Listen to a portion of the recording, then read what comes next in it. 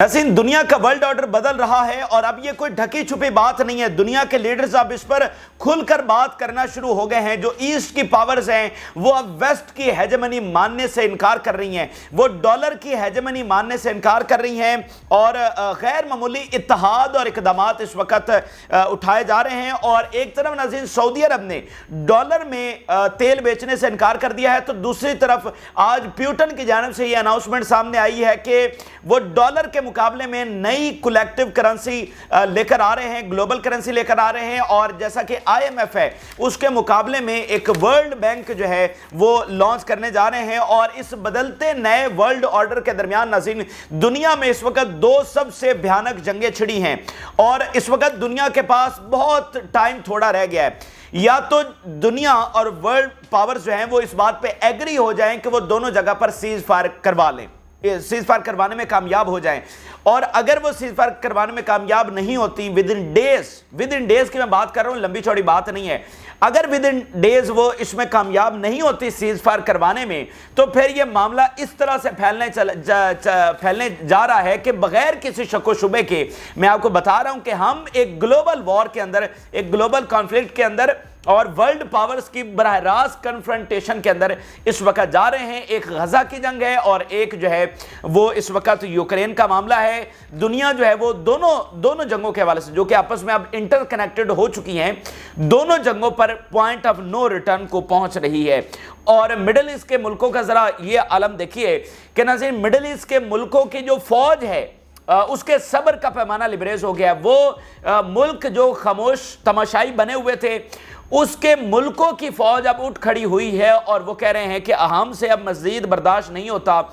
मिस्र के हवाले से ये आपकी सबसे बड़ी खबर सामने आई। मिस्री फौज ने सीसी के ऊपर अदम एतमाद का इजहार कर दिया है और उनके सब्र का पैमाना लिबरेज हो चुका है और वो कह रहे हैं कि हमारे साथ गद्दारी की गई है, कायरो हुकूमत की जानिब से हमारे साथ गद्दारी हुई है और अब हम इस चीज़ को ऐसे ही चलता नहीं देख सकते। फिर इराक में नाज़रीन एक बहुत गैर मामूली मीटिंग हुई है और उस मीटिंग में अमेरिका पर दोबारा से हमलों का फैसला किया गया है शुरू करने का और इसराइल पर हमले बढ़ाने का फैसला किया गया। और इसमें मतलब किस टाइप के हमले होंगे वो ये समझ लीजिए कि ये वो वाले हमले हैं जिसमें ये फैसला कर लिया गया है कि अब अमेरिका और इसराइल का जो कब्जा है, ये जो तमाशा बना हुआ है, अब इसको मुकम्मल तौर पर, इस चैप्टर को मुकम्मल तौर पर क्लोज करना है।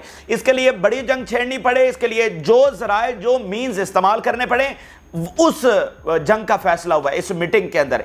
अमेरिका पर दोबारा से हमलों का और इसराइल पर हमले बढ़ाने का, इस तरह से हमले करने का कि ये कब्जा छुड़वा कर ही दम लें, ये फैसला इस वक्त हुआ है। और चाइना ताइवान के हवाले से देखिए कि अमेरिका की जानिब से नया असलहा ताइवान को भेज दिया गया है और ताइवान की जो न्यूक्लियर सबमरीन्स हैं वो पहुंच रही हैं, बल्कि पहुंच चुकी हैं। तो ये जो नया असलहा भेजा गया है ये बहुत बड़ी एस्केलेशन इस वक्त कंसीडर किया जा रहा है। इसको आज ही अप्रूव किया गया है, तो चाइना का इसके ऊपर बहुत सख्त रद्दमल आ रहा है। और अब जब ये असलहा पहुंचेगा तो उसके बाद क्या होने जा रहा है।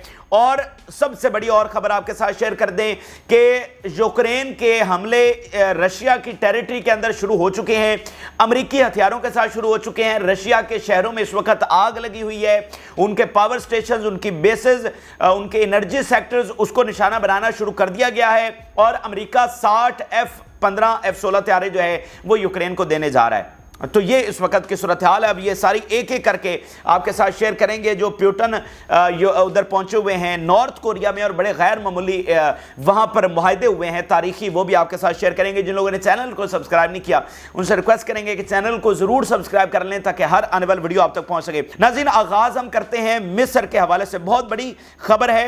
एक तो नाज़रीन मिस्र की जो पोजीशन है वो पूरी इस्लामी दुनिया के लिए एक बहुत ही अफसोस का मुकाम है कि मिस्र की फौज एक दीवार की दूसरी तरफ खड़ी हुई है। रोजाना वो चीखें सुनती है, रोजाना वो बमबारी देखती है, रोजाना वो देखती है कि इस्राएली फौज जो है वो डांस भी कर रही है, बारबेक्यू पार्टीज भी कर रही है और फिर निहत्ते लोगों के ऊपर जाकर वो बम गिरा रही है। ये मिस्री फौज वहां पर खड़ी हुए देख रही है दीवार की दूसरी तरफ। कोई इस्लामी मुल्क की फौज इस तरह वो दीवार के साथ खड़ी होकर ये सारा तमाशा नहीं देख रही। तो उसका जो किरदार है यानी मिस्री हुकूमत का वो बहुत अफसोसनाक है। मुझे नहीं पता कि ये जॉर्डन के किंग अब्दुल्ला और मिस्र के अल सीसी साहब जो हैं फतेह अल सीसी, ان کو تاریخ کن الفاظ میں یاد رکھے گی مجھے نہیں پتا کہ مطلب آپ دیکھیں نا کہ اگر امریکہ کی اسٹیٹ ڈپارٹمنٹ کی ایک ویڈو خاتون وہ اس لیے استعفیٰ دے رہی ہے کہ کل کو جب میری چھوٹی بیٹی بڑی ہوگی اور وہ مجھ سے سوال کرے گی کہ جب غزہ میں یہ سارا ظلم ہو رہا تھا تو تب آپ کہاں پر تھیں،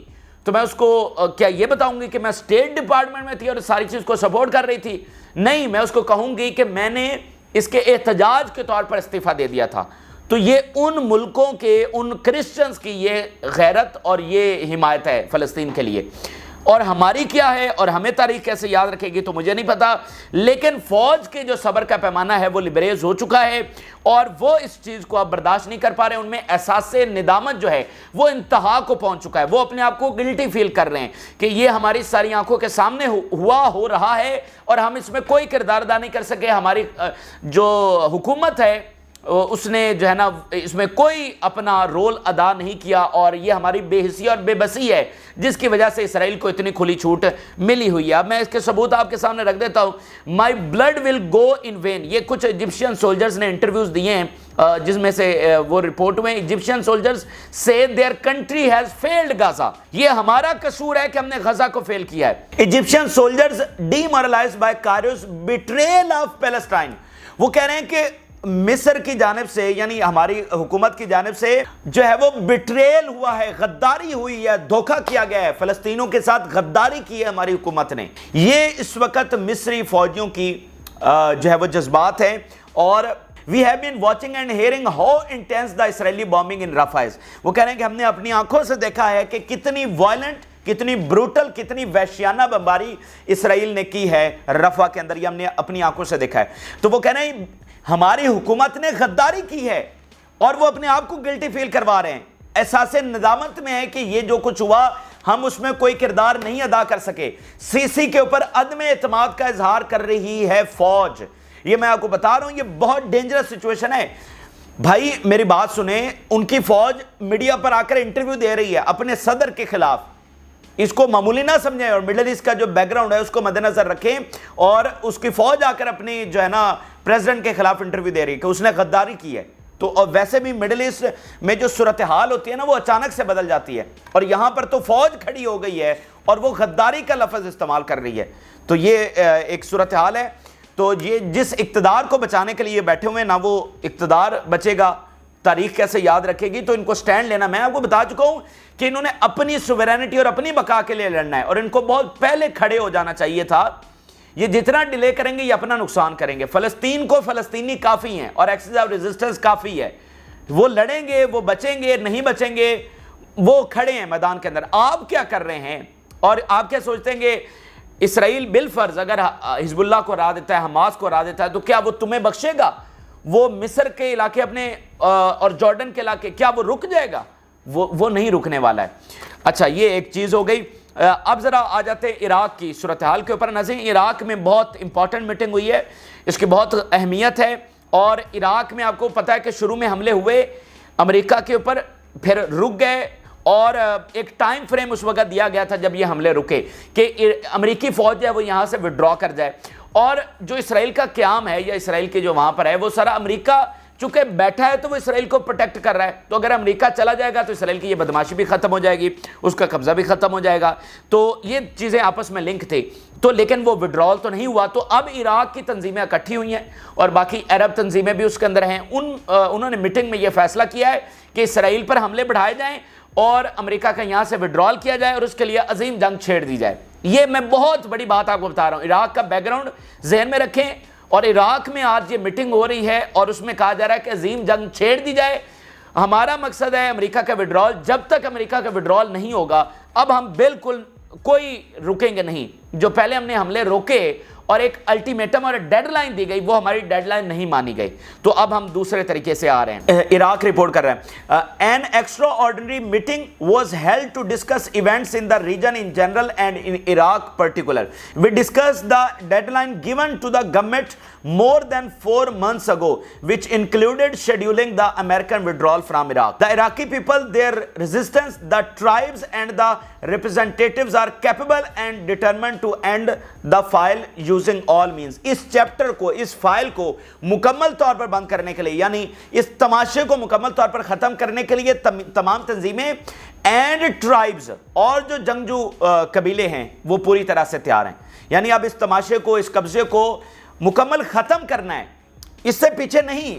اب امریکہ کا وڈرال ہوگا تو بات بنے گی, اور امریکہ کا وڈرال ساتھ اسرائیل کی یہ ساری اجارہ داری, ٹھیک ہے. تو وہ کہہ رہے ہیں جنگجو قبیلے بھی تیار ہیں اور جنگجو تنظیمیں بھی تیار ہیں, اور یہ وہ عظیم جنگ کا وہاں پر یہ ایکسٹرا آرڈنری میٹنگ جو ہے وہاں پر ہوئی ہے, تو اتنے تیزی سے صورتحال بدل رہی ہے. اچھا, اب میں آپ کے سامنے ایک اور بہت بڑی خبر شیئر کر دوں, اور بہت شکست والی یہ خبر ہے امریکہ اور اسرائیل کے لیے. ناظرین, خبر یہ ہے کہ امریکی ایئر کرافٹ کیریئر آئزن ہاور جو کافی مہینے پہلے یہاں پر آیا اور کبھی پرشین گلف میں کھڑا رہا, پھر ریڈ سی میں, پھر بحیرہ روم کی طرف بھی گیا, اور جو ہے اب اس کو جناب پینٹاگن واپس بلانے کی سوچ رہا ہے. ٹھیک ہے, اب پہلے ذرا خبر دیکھیے. A debate in the Pentagon over whether to yield to Navy pressure to bring Eisenhower home or keep her for a longer period in response to Central Command. یہ پریشر ہے نیوی کا کہ آئزنہاور کو واپس امریکہ لایا جائے. The US aircraft carrier Eisenhower has been engaged in the bloodiest ongoing naval battle since World War II for months. Bloodiest battle since world war 2, اس میں ہمارا یہ ایئر کرافٹ کیریئر انگیج رہا ہے. تو اب وہ کہہ رہے ہیں کہ ہم اس کو واپس لانا چاہ رہے ہیں, تو بڑے فخر سے اس کو واپس لے کر جائیں گے. یعنی بڑی اچیومنٹ وہ ان کا بھائی, ان کا یہ جو آئزنہاور ہے نا, یہ دنیا کا سب سے بڑا ایئر کرافٹ کیریئر ہے, اور ان کی ایک وحشت اور دہشت کی علامت سمجھا جاتا ہے, ان کی پرائیڈ بھی سمجھا جاتا ہے یہ آئزنہاور. ان کے صدر کے نام کے اوپر ہے. آئزنہاور کون تھے, ان کی ذرا تاریخ اٹھا کر دیکھ لیجئے, ان کے نام کے اوپر اس کا نام رکھا ہوا ہے. ٹھیک ہے, اور کوئی ایسی بیٹل نہیں ہے جس میں آئزنہاور اس طرح سے واپس اس کو نکالنا پڑ گیا ہو. آئزنہاور انڈر اٹیک آیا, یمنیوں نے اٹیک کیا, اس کے بعد اس کو وہ جدہ کے قریب لے گئے 800 کلومیٹر دور, اور آپ کہہ رہے ہیں کہ ہم واپس لے, اور نیوی کا پریشر ہے کہ اس کو واپس بلاؤ, اور پینٹاگن میں ڈسکشن ہو رہی ہے کہ واپس بلائیں تو کیسے بلائیں, نہ بلائیں, یا وہیں پر رہنے دیں یا بلا لیں, کیونکہ جب واپس جائے گا تو کیا اچیو کیا کر کے جا رہا ہے. آج بلومبرگ سارا میڈیا لکھ رہا ہے نا, ان کے فارمر ایمبیسڈر اور پریزیڈنشل کینڈیڈیٹ بھی لکھ رہے ہیں کہ ہم نے بلینز آف ڈالر ضائع کیے اور یمن کو ہم نہیں ہرا سکے. تو کس اچیومنٹ کے ساتھ ایئر کرافٹ کیریئر واپس جائے گا, اور اچھا واپس نہیں جائے گا تو کھڑے ہو کر کیا کر لیا, صحیح ہے. تو یہ ایک چیز ہے, تو یہ بڑی شکست ہے. اچھا, اب ذرا جو ڈرون آئے ہیں حزب اللہ کے, وہ سر پہ سوار ہیں, اور میں آپ کو بتا چکا ہوں کہ 75 سالہ جو ریالٹی بدلی ہے, وہ نیندیں ان کی اڑی ہوئی ہیں, اور ان کو ابھی تک سمجھ نہیں آ رہی کہ یہ ہوا کیا ہے. واشنگٹن پوسٹ نے ایک سٹوری اس پر چھاپی ہے, اس کی ہیڈ لائن میں آپ کے سامنے رکھ دوں. واشنگٹن پوسٹ لکھ رہا ہے حزب اللہ لو ٹیک ڈرونز سرپرائز اسرائیلی ایئر ڈیفنسز. واشنگٹن پوسٹ نے تو اس کو لو ٹیک ڈرون کہا ہے, یعنی ہائی ٹیک ڈرون نہیں کہا. وہ تو کہہ رہا ہے یہ حزب اللہ کے پاس جو ذخیرہ ہے نا, اس میں سے یہ لو ٹیکنالوجی والا ڈرون بھیجا ہے جس نے اسرائیلی ایئر ڈیفنس کو اڑا کے رکھ دیا ہے. مطلب وہ شاکڈ ہو گیا, اسرائیل کی نیندیں اڑ گئی ہیں, وہ ابھی یہ لو ٹیک ڈرون تھا. یہ واشنگٹن پوسٹ لکھ رہا ہے کہ یہ پوری طرح سے سرپرائز ہو گئے ہیں. اچھا, اب ذرا اسرائیل کے اندر کی صورتحال دیکھیے. وہ جو اندر ایک لاوا پک رہا ہے, آرمی کی بغاوت بھی ہوئی ہے, بہت ساری چیزیں آپ کو ہم گاہے بگاہے رپورٹ کرتے رہتے ہیں. Chairman of the Israeli our home party آج کیا کہہ رہا ہے, ایک بہت بڑی پارٹی, اس کا چیئرمین ہے. اب اس کا ذرا بیان سن لیجئے. The government's countdown has begun. Government کا جو تختہ الٹنے کا کاؤنٹ ڈاؤن ہے وہ شروع ہو چکا ہے, کیونکہ دیکھیں نا نیتنیاہو پہ عوام اعتبار کر رہی ہے, کیبنٹ اس کی گئی, آرمی اس کے اعتبار نہیں کر رہی, یورپی اتحادی اس پہ اعتبار نہیں کر رہے, جیوش لابی کا ایک عرصہ پہلے اس کا بھی بیان آ چکا ہے کہ وہ کہہ رہے ہیں کہ نیتنیاہو ابھی تک کچھ اچیو نہیں کر سکا. وہ چل تو رہا ہے معاملہ, لیکن وہ اب کاؤنٹ ڈاؤن وہ کہہ رہے ہیں کہ شروع ہو چکا ہے, کیونکہ کبھی اس طرح کی جو ہے نا ان کی آپس میں لڑائی ہوتی نہیں ہے, یہ باقی ملکوں کی طرح نہیں ہے. تو یہ پہلی بار وہاں پر اس طرح کے معاملات ہو رہے ہیں. اچھا, تو یہ اندر کی صورتحال ہوگی. ذرا ایک اور خبر دیکھیے. The Brussels city municipality confirmed that the hosting of the football match between Belgium and Israel is impossible due to insecurity and the outbreak for protest. Brussels میں, بیلجیم میں ایک فٹ بال میچ ہونے جا رہا تھا, ٹھیک ہے, وہاں پر اسرائیلی ٹیم آ رہی تھی. آج بیلجیم کی حکومت کہہ رہی ہے, ان کی میونسپلٹی کہہ رہی ہے, ان کی انتظامیہ, کہ ہم یہ میچ نہیں کروا سکتے کیونکہ ہم سیکیورٹی پرووائڈ نہیں کر سکتے اسرائیلی ٹیم کو. یہ کہاں پر ہو رہا ہے؟ بیلجیم کے اندر, برسلز کے اندر. برسلز کی کیا تاریخ ہے, بیلجیم کی کیا تاریخ ہے؟ تو مطلب وہ یورپ جو آپ کا نہیں ہے اور آپ کا کوئی وہاں پر اثر و رسوخ نہیں ہے, وہ بیلجیم کہہ رہا ہے کہ ہم اسرائیلی ٹیم کو ہوسٹ نہیں کر سکتے, اتنے حالات وہاں پر خراب ہیں. ایک اسرائیلی ٹیم کو سیکیورٹی نہیں مل سکتی۔ یہ وہ یورپ ہے جہاں پر یہ صدیوں رہے ہیں، جو ان کا سب سے بڑا حمایتی، جہاں ان کی حمایت جو ہے وہ مذہبی فریضہ سمجھی جاتی ہے، جو ان کو گاڈ چوزن پیپل سمجھتے ہیں، جنہوں نے ان کو زمین لے کر دی، آج وہ ان کی ایک ٹیم کا استقبال نہیں کر سکتی، اس کو سیکیورٹی نہیں دے سکتی۔ آگے آگے دیکھیے کہ آپ ہو کیا رہا ہے وہاں پر۔ اتنی تاریخی تبدیلی 75 سال میں آ رہی ہے، ملٹری کے مقام کے اوپر بھی، اکنامک کے مقام کے اوپر بھی، پولیٹیکلی، سوشلی، ڈپلومیٹیکلی، یہ ایک صورتحال ہوگی۔ اب میں آپ کے سامنے ذرا وائڈر کینوس کے اوپر چیزیں رکھ رہا ہوں۔ ناظرین، وائڈر کینوس پہ صورتحال تو یہ ہے کہ ورلڈ آرڈر تو بدل رہا ہے، بہت کچھ ہو رہا ہے، اور ورلڈ آرڈر بدلنے سے مراد یہ ہے کہ یہ جو ایک سٹیٹس کو قائم ہوا تھا یونائٹڈ نیشن کی صورت میں ورلڈ وار 2 کے بعد، وہ اب سٹیٹس کو ٹوٹ رہا ہے۔ اچھا، اب اس سٹیٹس کو کے ٹوٹنے کے نتیجے میں چیزیں بہت تیزی سے بدل رہی ہیں۔ ایک سٹیٹس کو جب ٹوٹتا ہے تو ایسے ہی ہوتا ہے۔ اب چونکہ وہ سٹیٹس کو ٹوٹ رہا ہے تو جو ساری دنیا ہے، جو سارے ممالک ہیں، وہ تیزی سے اپنے آپ کو الائن کر رہے ہیں، تیزی سے اپنے آپ کو دیکھ رہے ہیں کہ ہم نے کدھر جانا ہے، ادھر ایسٹ میں جانا ہے، ویسٹ میں جانا ہے، سائڈ پہ ہونا ہے، کیا کرنا ہے، ٹھیک ہے۔ تو وہ الائنسز، ہمدردیاں، فارن پالیسی، جیو پولیٹکس، وہ بہت تیزی کے ساتھ بدل رہی ہے، تیزی سے الائنسز بن رہے ہیں، اور دنیا میں ایسی مطلب بہت کم، انسانی تاریخ میں بہت کم ایسا ہوتا ہے کہ گلوبلی اتنی جلدی جو ہے وہ چیزیں ہو رہی ہوں۔ تو اس وقت یہ ہو رہا ہے۔ اب اس کی ذرا پہلی تفصیل دیکھیے، ذرا افریقہ کی گریڈ گیم دیکھیے۔ African diplomatic sources, dozens of Russian military trainers arrive in Burkina Faso coming from Mali۔ کیا ہو رہا ہے جی؟ برکینو فاسو میں ٹرینر پہنچ گئے ہیں رشیا کے، یوکرین میں فرانس، اور وہ کہہ رہے ہیں کہ ہم ٹریننگ دیں گے۔ رشین ملٹری جو ہے وہ مالی میں، باقی کانگو ادھر ادھر گئی، اب وہ برکینو فاسو میں پہنچ گئی ہے، اور سوڈان میں وہ اپنی بیسز بنا رہے ہیں۔ اور پیوٹن نے کہا کہ ہم ان ملکوں کے اندر لانگ رینج ویپن ڈپلائے کریں گے جو اٹیک کریں گے یوکرین اور اس کے اتحادیوں کے اوپر۔ تو یہ اتنے آسان معاملات نہیں ہیں جو یہ نیٹو سوچ کر بیٹھی ہوئی ہے کہ رشیا کو ختم کر لیں گے۔ اس وقت افریقہ پوری طرح سے ایسٹ کی پاورز کے ساتھ جا کر کھڑا ہو گیا ہے۔ ساؤتھ افریقہ خود برکس کا ممبر ہے، اور ایز اے ہول افریقہ کا جو براعظم ہے، افریقن نیشنز ہیں، وہ رشیا، چائنا اور ایران، یہ اتحاد اس وقت بن چکا ہے۔ یہ بہت غیر معمولی خبر ہے۔ یہاں سے امریکہ اور ابھی ویسٹ نکلا ہے، وہاں پر رشیا کی اتنا انفلوئنس بڑھ گیا ہے کہ ملٹری جا کر ٹریننگ دے رہی ہے، ایک چیز ہو گئی۔ اس کے بعد ناظرین خبر یہ ہے کہ پیوٹن کوریا میں پہنچے ہیں، بہت تاریخی دورہ ہے، 24 سال کے بعد پہنچے ہیں، بہت سارے معاہدے ہو رہے ہیں، وہ تو میں آپ کے سامنے رکھتا ہوں، لیکن جب پیوٹن ادھر موجود ہیں کوریا کے اندر تو پیچھے کیا ہو رہا ہے؟ پیچھے ناظرین نیا سلسلہ شروع ہو گیا ہے۔ 48 گھنٹوں کے اندر جو رشیا کے سٹیز ہیں وہاں پر حملے شروع ہو گئے، اور اس طرح کے حملے ہو رہے ہیں کہ آگ لگ گئی ہے شہروں کے اندر، جگہ جگہ پر رپورٹ ہو رہا ہے ساری دنیا کے میڈیا کے اندر۔ پاور سٹیشنز کو اٹیک کیا جا رہا ہے، انرجی سیکٹرز کو اٹیک کیا جا رہا ہے، ملٹری سائٹس کو اٹیک کیا جا رہا ہے۔ یہ یوکرین نے حملے شروع کر دیے ہیں۔ خبر یہ آئی ہے کہ 60 F-15 F-16 طیارے امریکہ دینے جا رہا ہے، باقی یورپ بھی دینے جا رہا ہے۔ F-15 F-16 60 طیارے، 50 وہ اسرائیل کو دے رہے ہیں، اور ادھر یہ 60 ادھر دے رہے ہیں اس کو، یوکرین کو۔ اور جو ان کا اسلحہ ہے وہ استعمال ہونا شروع ہو گیا ہے کہ انہی کے اسلحہ سے اب یہ رشیا کے اندر سٹرائکس ہو رہی ہیں۔ تو یہ وہ چیز ہے کہ مطلب اس کا پیوٹن نے 2 ٹوک الفاظ میں کہا ہوا ہے، مطلب ہمارے اگر اندر ٹیریٹری میں حملہ ہوا تو ہمارے پاس سوائے اس کے کوئی چانس نہیں کہ ہم نیوکلیر سے حملہ کریں۔ تو وہ پہنچے ہیں کوریا میں، پیچھے یہ حملے شروع ہو گئے ہیں، اور امریکہ کے نیوکلیر ہتھیاروں کے حوالے سے خبر یہ ہے کہ وہ ڈپلائے ہو چکے ہیں یورپ کے مختلف ملکوں میں۔ ایون خبر یہ ہے کہ خفیہ طور پر پولینڈ جو کہ بارڈر سٹیٹ ہے رشیا کی، وہاں پر بھی ڈپلائیڈ ہو چکے ہیں۔ اس کے علاوہ بیلجیم میں، جرمنی میں، اٹلی میں، وہاں پر یہ ڈپلائیڈ ہیں، اور جرمنی کو F-35 طیارے بھی دیے جا چکے ہیں امریکہ کی جانب سے کہ اگر یہ بم گرانا پڑے رشیا کے اندر آگے جا کر تو F-35 جدید ترین طیارے ان کے پاس ہوں۔ تو اس حد تک معاملات سنجیدہ ہو چکے ہیں۔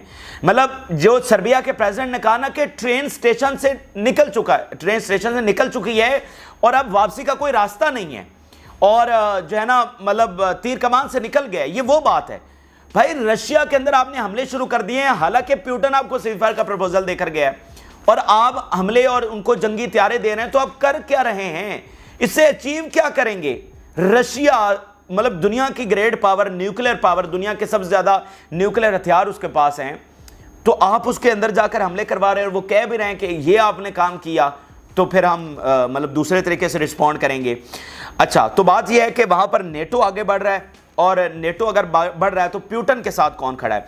ناظرین پیوٹن کے بڑے اہم معاہدے نارتھ کوریا کے ساتھ ہوئے ہیں، असलहा मुसलसल दिया जाएगा। और बहुत स्ट्रेटेजिकली जो इंपॉर्टेंट मुआहदा हुआ है उसमें नाज़रीन ये बताया गया कि अगर एक कंट्री के ऊपर हमला होगा तो फिर दूसरा कंट्री उसको बचाने के लिए आएगा। जैसे कि नेटो नहीं होता, अगर एक कंट्री पे हमला हुआ है तो दूसरा उसको बचाने के लिए आएगा। तो ये नॉर्थ कोरिया और रूस का मुआहदा हो गया, बहुत इंपॉर्टेंट इसको मुआहदा कहा जा रहा है। नॉर्थ कोरिया डिफेंस इंडस्ट्री आप सारी उसकी जानते हैं, तो एक तो पहले वो हथियार सप्लाई कर रहे हैं, लेकिन अब इस लेवल के ऊपर उनको सप्लाई होगी। बाकी ईरान से, चाइना से वो सारी मदद तो जारी है, लेकिन नॉर्थ कोरिया की फ्रंट फुट के ऊपर एंट्री ये बहुत इंपॉर्टेंट है। फिर प्यूटन ने वहां पर खड़े होकर क्या बातें की, उन्होंने कहा जी हम नई करेंसी लेकर आ रहे हैं डॉलर के मुकाबले में, क्योंकि जब ये चाहते हैं, ये डॉलर की वजह से इनकी हेजमनी और बदमाशी है, डॉलर के मुकाबले में नई करेंसी, चेंजिंग पेमेंट मेथड्स ये हम करने जा रहे हैं, फिर आईएमएफ के मुकाबले में नया बैंक। अब ये मतलब वर्ल्ड ऑर्डर बदलने वाली खबरें हैं। ये तीनों खबरों के ऊपर सीरीज ऑफ वीडियोस हम बना सकते हैं। मतलब इतनी बड़ी बात कि नई करेंसी, आईएमएफ और ये सारे मामला, उधर सऊदीया कह रहा है कि हम डॉलर में तेल नहीं बेचेंगे, और इधर ये वाली नई करेंसी का मामला। तो ये बहुत बड़ी तब्दीली है जो आ रही है। अब जरा चाइना ताइवान का मामला देखिए।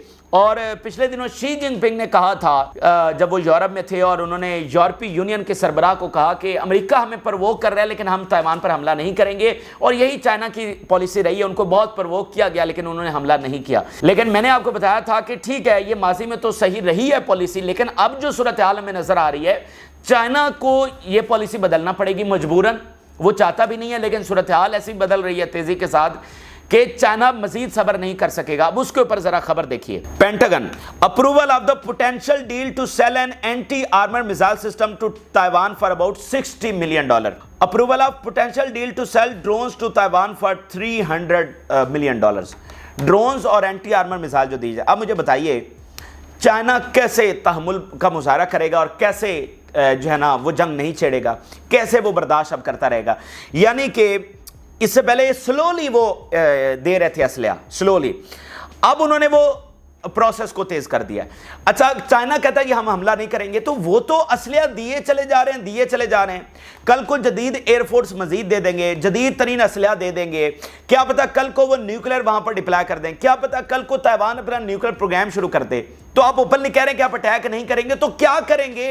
यानी देखे ना कि अमेरिका ताइवान को नहीं मानता, अमेरिका चाइना को मानता है, लेकिन फिर भी वो ताइवान की आज़ादी के लिए वो ये असलहा दे रहा है। यानी वो सीधा सीधा चाहता तो जंग ही है ना।